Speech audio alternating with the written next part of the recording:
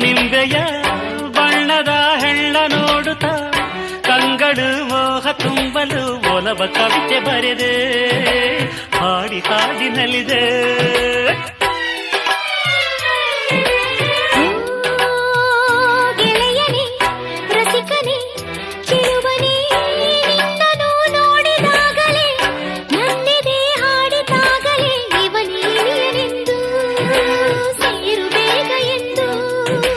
ಮೊದಲು ನಿನ್ನನ್ನು ನೋಡಿದಾಗಲೇ ಕೂಗುವಾಸೆ ಬಂತು